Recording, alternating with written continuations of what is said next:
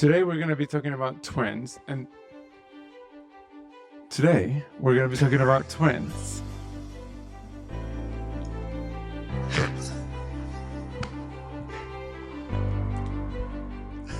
I think this is probably the first podcast that we don't fight before doing it, and he's finally starting to enjoy it after 40 episodes. Oh my god. Sorry, go.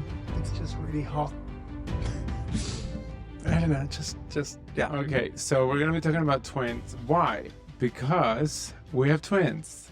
Yeah, we do. We have twins. If you hadn't realized by now, there are two little people sitting, not so little anymore, sitting in their rooms behind us whilst we're doing this on their iPads. And that's going to be a podcast we're going to talk about next, probably. But anyway. But please, I do need your help. How do you guys parents manage devices? That's going to be a whole, I don't know, what does that have to do with IVF? But we're going to do a whole thing. Maybe I'm going to try to find a video game like IVF educational. Okay, so back to the topic.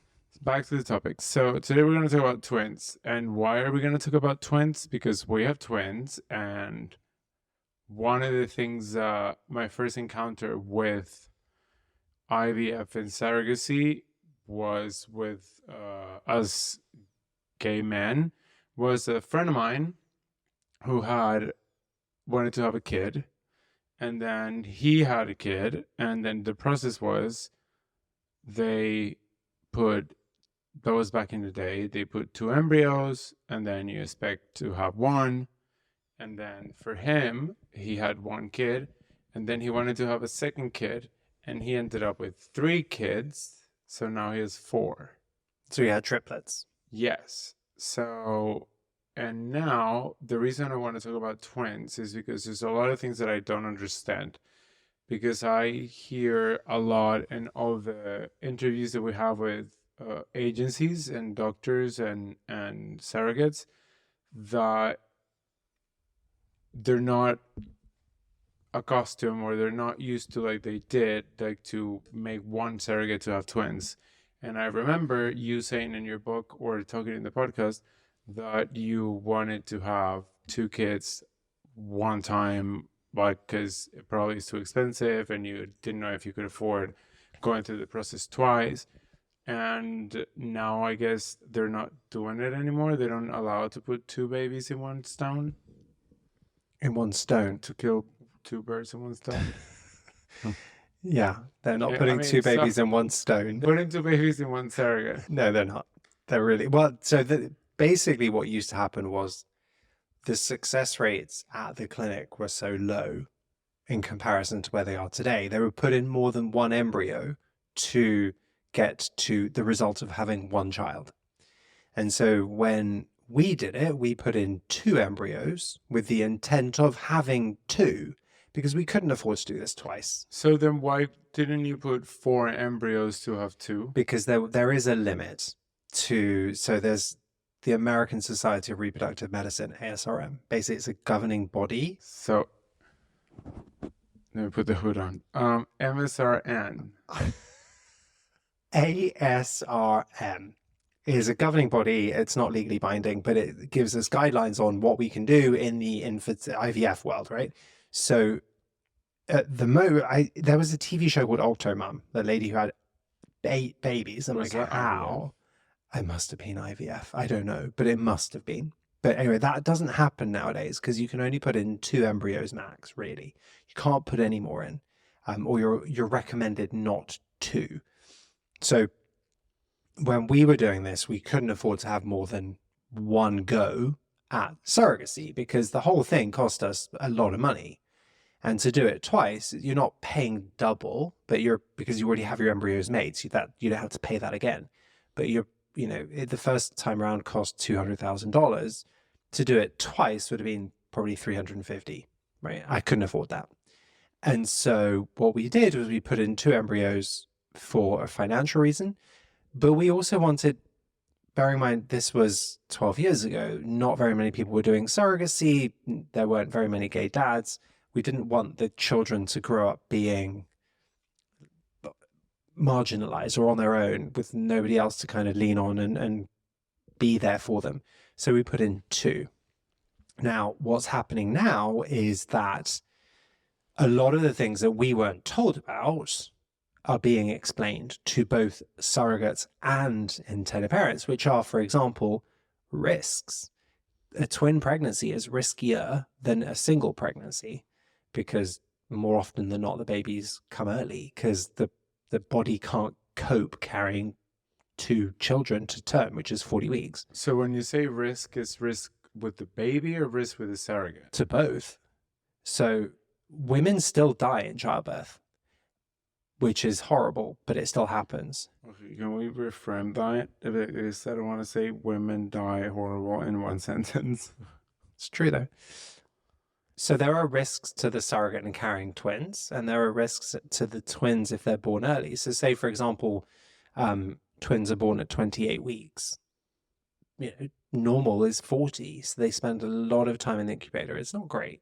And then obviously carrying 2 babies for the surrogate is a lot. So her body, it's a lot on her body. So these risks are now being explained to surrogates and intended parents. So the majority of people are now putting in 1 embryo to get to 1 baby, which is just healthier all around. And I think what's happening is you're leaning in front of the camera when you do that. Sorry. So, okay, you were talking about risk, and now, okay, I understand. Yeah, but that could happen to any like twin. Could happen to anyone. To a single like pregnancy. Yeah, like you don't want to come early. I thought it was because you could put the surrogate at risk, and it was solely to protect the surrogate. Was to protect. I mean, remember, you're trying to protect everybody, the surrogate and the unborn baby. Because I thought incubators would do the same job as the stomach. No, the best way for a baby to grow is in the uterus, like growing, right? An incubator, I believe, is just extra oxygen and a hyperbaric chamber, basically, for a baby. I need one. I had one. I was 6 weeks early, so I was in an incubator, which explains my hyper intelligence, especially at night. Super intelligent. My EQ's through the roof. My emotional intelligence. We fight at night because he's tired and he just doesn't, Okay. It's really tough. He has tantrums at night. So the twin is not okay. To me, the question of the reason I want to make this episode is not just about that, because yeah, it makes sense. Every person that has twins, and one comes early, and then one is, or like it could be that one is like more developed than the other, as in didn't want to share the food, or. But then there's the other fact of, in Latin America, I don't know if there's a word for that in English because I have not found one, but in Spanish you have gemelos y mellizos, or not even Spanish, like Latin America, which defines people that are born in the same placenta and people that are born in 2 different placentas. Yeah, we have fraternal and identical twins. So identical twins would be in the same placenta because you have 1 embryo that splits into 2. So they're identical. But you can have different gender in 1 placenta or not? No, because it's 1 embryo that splits into 2. So if it's a boy embryo, it'll be 2 boys. If it's a girl embryo, it'll be 2 girls.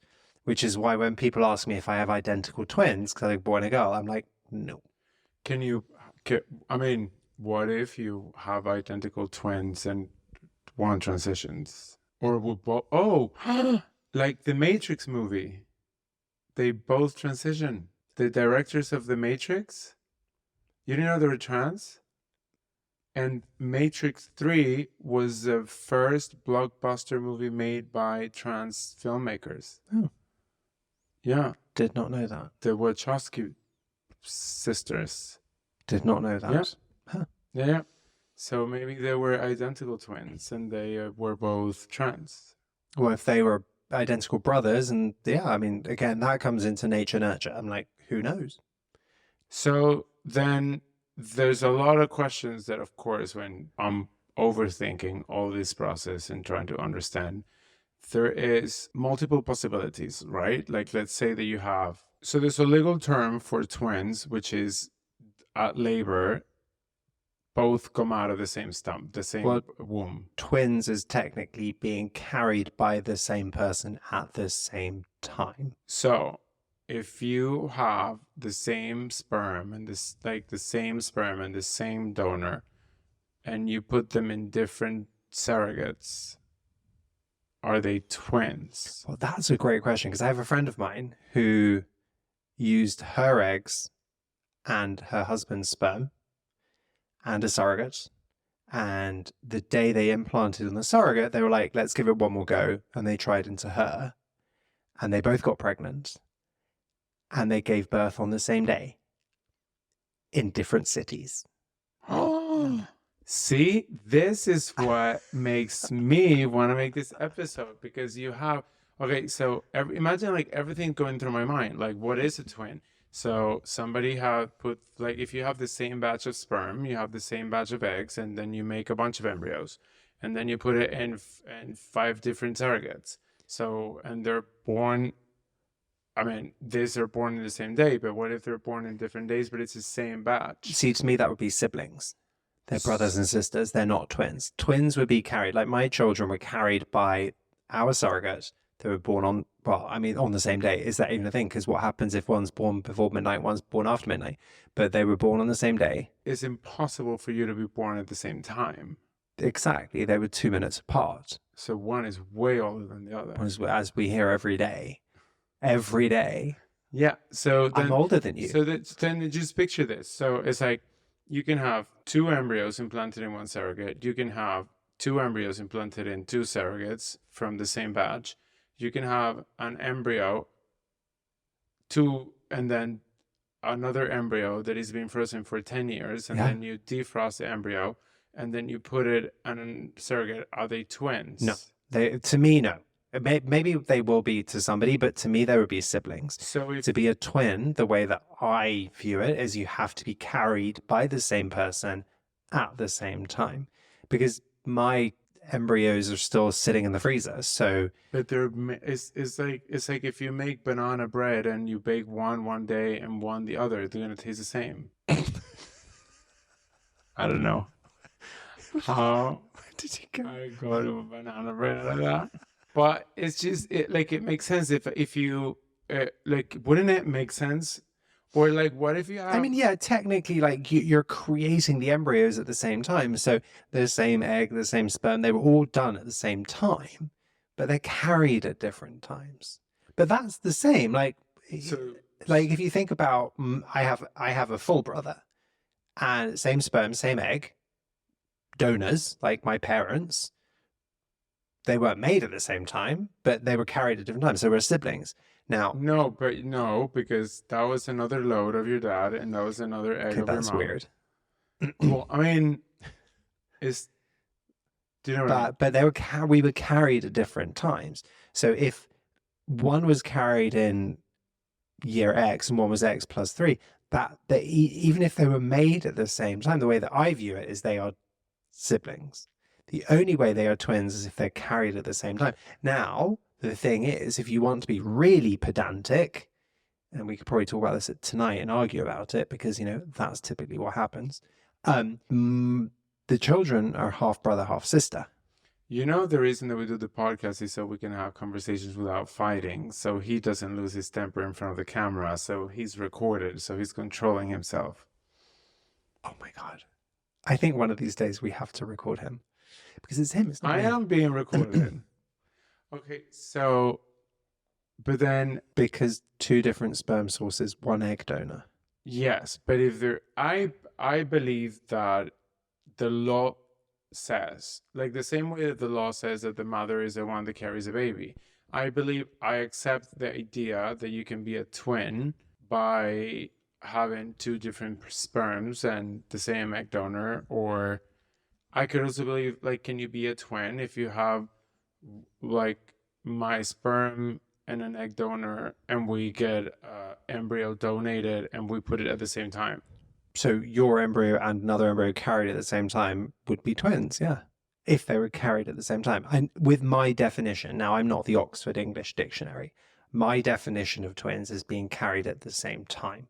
So if it's your embryo and somebody else's embryo carried at the same time, then that would be twins.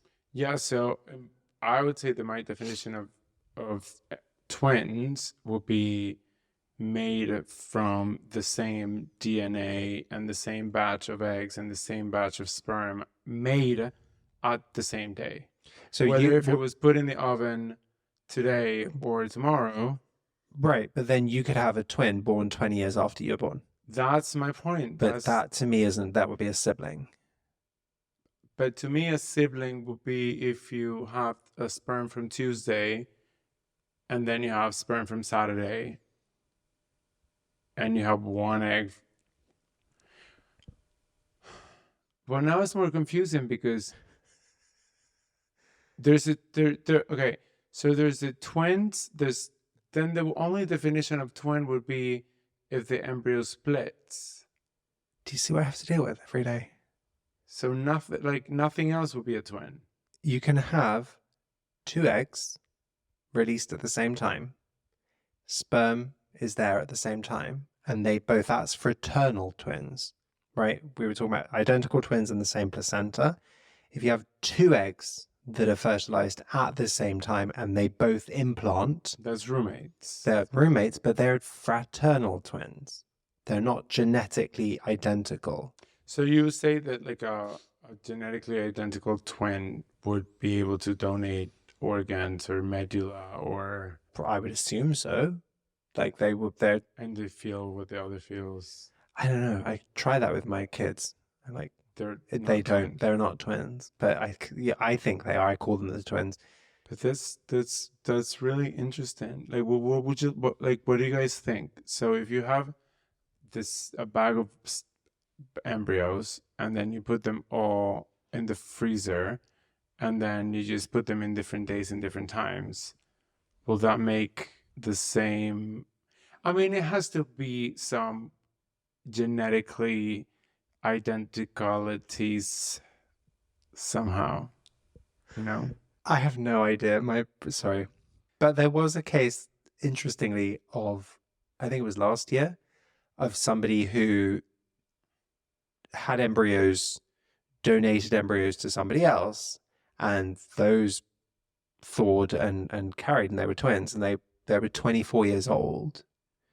So the children that were born, if they were twins, were 24 years younger than their twin siblings. Wait, say that again?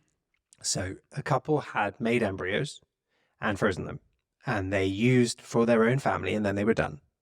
But they still had embryos frozen.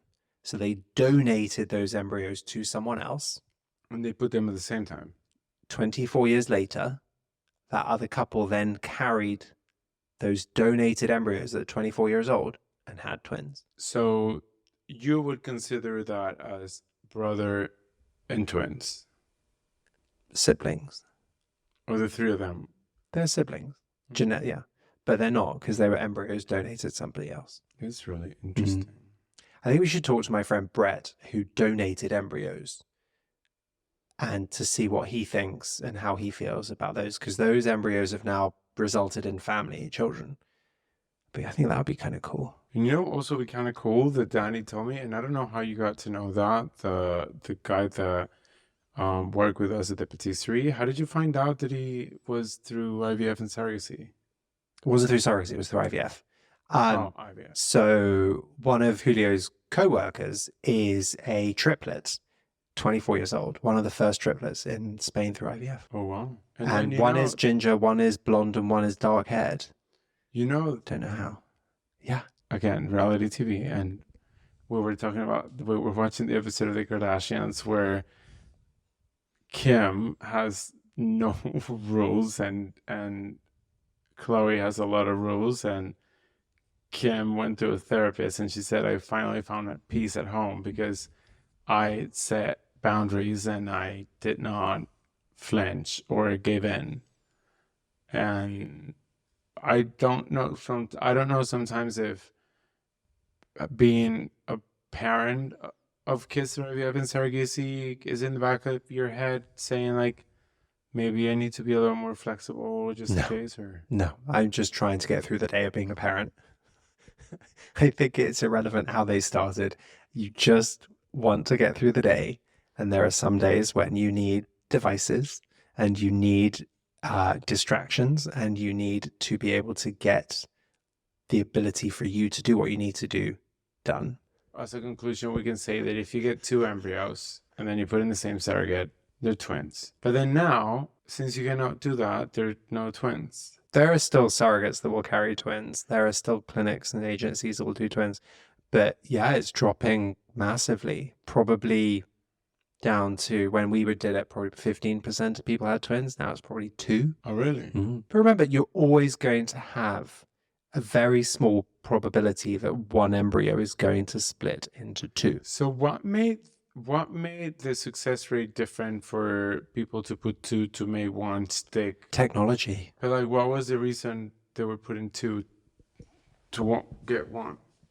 Because in the olden days, back in the olden days, 8 to 10 years ago, when Mary God. When we were doing this, the success rate, the freezing and the thawing technology around making and using embryos, it wasn't where it is now. Today, the technology has got so much better that the success rate of the implantation and the live pregnancy the implantation, pregnancy and live birth rate of a single baby has gone up. But what made the decision of saying, no, we prefer not to put 2 because twins into people one? are now educated around the risks, and surrogates have been empowered to say, I don't want to do that. Oh, okay. So if they say yes, you can. If they say yes, if the clinic says yes, if the agency says yes, then that's a conversation to be had. And more often than not, that will go ahead. But then there is the argument that says, if you say yes, but you still know the risks and we know it's dangerous for you, should we be allowing you to do it? That's a different conversation. But I think what I see is that there are some people who are okay with it. And then if you have your embryos and you want to put them in the same surrogate to be born at the same time in different women, and you want to call it twins, can you declare them in paper as twins? You can, but there is no document that says my children are twins. They have their individual birth certificates. They have their individual passports. Really? There's nowhere. There's no like I am a father of twins. No document. No. So there's no legality on twins. There is no that I'm aware of. There's no legal definition of you're a twin. I'm like, this is it's a irrelevant. waste of time. There's no twins are not real. So that was a wasteful podcast. Sorry for listening. Anyway, goodbye. I'm in my head thinking there's a document that's certified that you were born at the same time with another person. No, I think there are doctors that are certifiably crazy. Do you know if the American elections have any impacts on threats on IVF and surrogacy? We're going there. Yeah, I just want to know. It depends who wins. That we know. Let's go this way. I believe that Kamala Harris is all for reproductive rights, autonomy of people to make decisions about their own body, and has said that she is pro-choice. And I believe that Donald Trump is the opposite. So, well, I mean, no, it's good to know that if Kamala Harris, because we've talked about it, we saw Kamala Harris talking about and Married to Medicine and talking about Black maternal health awareness. And I guess it does have an impact if you get confused and if you don't know how do you call the people before the president? Like your parliaments. I don't know where you're like going. It's not just the president, it's like your mayor, but no, you're voting in the presidential election and you're voting for a president, and therefore that person is the one that dictates the direction of whether or not, like, he took away Roe versus Wade. If you remember the conversation we had with Rich Vaughan, which was on a government federal level, the ability to have abortion had been approved on a government level, and then that was taken away. So then it went back to state level. Now, what I believe is being said is that Trump wants to get rid of it on a state level as well. Whereas Kamala Harris is saying, I'm going to reinstate on a federal level the ability for a woman to have an abortion. And that trumps, using his word, not Donald Trump, but that trumps the state law. Well, yeah, because did you know that you can go to jail as trafficking if you want to drive your friend to another state for an abortion? Yeah. It's wrong. It's wrong. Anybody telling a woman what they can do to their body is wrong. And especially when it's a government filled with old white men, frankly. And that is just wrong. And the person that made the abortion rule revoked, like, how do you say revoked? No. The person that said no abortions married a 12-year-old and a 14-year-old. And I believe one of his children had an abortion. I might have made that up, but it sounds... So vote Kamala Harris, but your vote is free to be anonymous. But keep it Kamala, keep it Harris, keep it simple. I think you could probably tell by this podcast that we are siding with Kamala Harris on the ability for an individual to choose what the hell they like to do with their body. And I am so for that. It's not even funny. I may not like it sometimes. I may not like the decision they make, but that's their choice. It's like, that's their choice. Who am I to tell somebody? It's that just no. But which decisions are you talking about? The government or people? I'm talking about the ability for people to make the choices of their own with their own bodies. Of course, do whatever you want. Like, but that's not allowed in certain states in America. Yeah, that's what we're talking about. Yeah, that's the point. So if you want to, I love, like, yes, I think this is important because it's funny because we were actually talking about it with the kids because IVF and surrogacy for the kids, they were born in America. So they have American parent and a British parent. And they also have American passports. And they have American passports. So we were talking about the difference, and we were also watching RuPaul's Drag Race, and they, at the end of every episode, is like registers to vote. And we were talking about voting, and we were talking about the importance on just vote for whatever party you want to vote for, Kamala Harris or the Democrats. She is a Democrat. Or so vote for Kamala Harris or for the Democrats. Either one is a both parties, as long as you vote. But and then I just decided to say to them, okay, there's going to be a day that you're going to get a certain age, and I would take it upon myself to make sure you get a reward if you vote on every possibility of voting for parliament, for state, for senate, for whatever. Well, if you don't vote, you shouldn't have a say. End of story. Is it like Germany like that if you don't vote, you don't get support by the government? I think so. I think it's also a legal requirement in Greece to vote. Because if you think about it, right? So if you have a population of 100 people and 30 people vote, that's not representative of the population. That's representative of 30 people. And this is what's happening in the United States. People, and it happens in every country, voter turnout is so low. The United States is a whole cluster F because normally where I come from, you vote and you don't count the votes, and then it's dictatorship. But that's because you're from Venezuela, who just had elections which were stolen. Let's not go down that road. No, yeah. But the thing is, normally you should vote, count the votes, and win. But then the states is what makes the United States more complicated.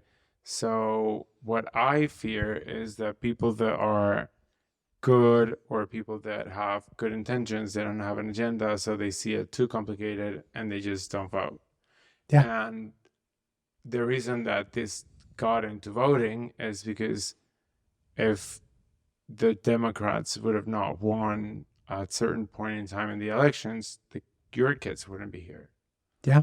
And I think anybody, again, it comes back to what we said. It's like I said to my children, that they have the ability to vote. They should exercise that ability to vote. And especially to my daughter, where women were not allowed to vote for centuries. We're not allowed to do anything. I'm like, I will drive you to the voting station and I will make you vote. Yeah, Because, when is it going to be the time that we're not allowed to do anything? but I do think that actually IVF and surrogacy and is very, very top of the agenda in this election, because there are pregnancies that go wrong. There are pregnancies that require termination. There are things that happen that require women to take medications that stop a pregnancy. And those are the things that are at stake. If abortion is completely made illegal, then things like that will not happen. They're not allowed to happen. So therefore that will impact IVF. So that is okay. So when you say that, what it brings to my mind is remember when we were talking about embryo banking, or wanting to know the sex of the embryo or the chromosomes, or which, let's be fair, is a privilege to get to know, to have access to that information. But if you, on a normal state, if you don't do any of that, and there's complications on a normal pregnancy, or there's a different count of chromosomes, what I feel like when it's IVF and surrogacy, the medicine has to be extremely scrutinized and perfect, otherwise they just don't go through with it. Am I right? Which is IVF, because you can carry yourself. It's not only surrogacy. It's anybody that's carrying IVF. Remember, IVF is a privilege. Going back to what you said, is not everybody can afford it. Absolutely. And it is a big privilege, and it's an honor to be able to help people to do that. And that was one of the reasons why we were talking to Cynthia about what can we do to reduce costs, right? But when you are looking at something as scientific as IVF, you're going to know pretty quickly whether or not it's going to work or not. And I think that is exactly what you're saying, because if you are naturally pregnant, some people don't even know they're pregnant until they're 15 weeks, right? And that, in theory, is the limit of abortion in some countries, not countries, in some states. So the whole, it is just such a minefield for anybody in the healthcare system in America. Yeah, but that makes the question. So if a woman through surrogacy is being constantly checked and they detect something that is an anomaly, would that be automatically terminated, or can a parent choose to have, like, let's say that you have the embryo split and one of the twins is being underdeveloped? What's the...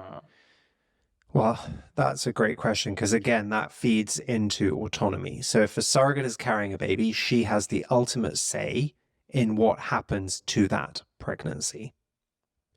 So if my surrogate had decided to have a termination, there's nothing I could do to stop her. And on the other way, if there's an anomaly and the surrogate is not pro-choice, and she's pro-life, so she wants to carry, and there's an anomaly, again, this is why contracts are so important. And it comes back to one of those really boring parts that we spoke about, which is contract. That all goes into the contract. So if, for example, you have a surrogate that is carrying and the baby has an anomaly, and the intended parents say, we don't want that child, the pregnancy continues, the child is born, and then that child basically goes into care. That rarely happens. It rarely happens, although there was a huge case. There was a big case where something very similar happened, but like that's once in 10 years that I've heard of it. Generally what happens is there will be a conversation between everybody and the decision will be made to do whatever they're going to do. That's nice. Yeah, that's good to know.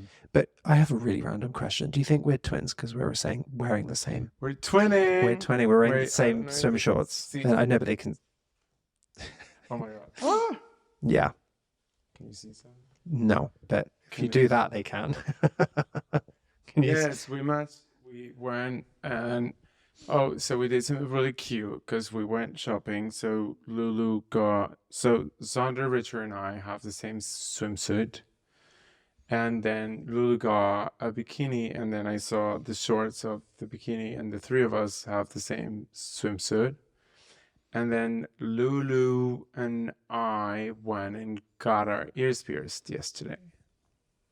And oh hell, hell broke loose. Autonomy of choice. Oh, that state went red. It's a different conversation. Yeah, but no, that was a really beautiful experience. But we had a moment, and mine, like I've already had the piercing done at 11. Oh my God, now that I think about this, this is really, I got my ears pierced at 11. Mm-hmm. And Lulu and I went and got her ears pierced at 11. Mm-hmm. And I got my ears pierced with her. When you were 11. Yes. So that's make us twins piercings. So I'm going to cut it short. Yeah. Thank you for listening, if you listened. I think it was twinning. Yeah, twinning is the word. And let us know, what do you think? What do you think twinning is for you? I mean, what do you think the definition of twinning in IVF is? If you have the same batch of embryos and different surrogates, if you have the same batch of embryos and different times and the same surrogate, or if you have different embryos in one go. Yeah, just let us know what you think your definition of twins is. So thank you for listening, and we'll see you again. We'll see you, or you'll hear us wherever you listen to your podcasts next week. Yay, love you. Bye. Bye. Vote blue.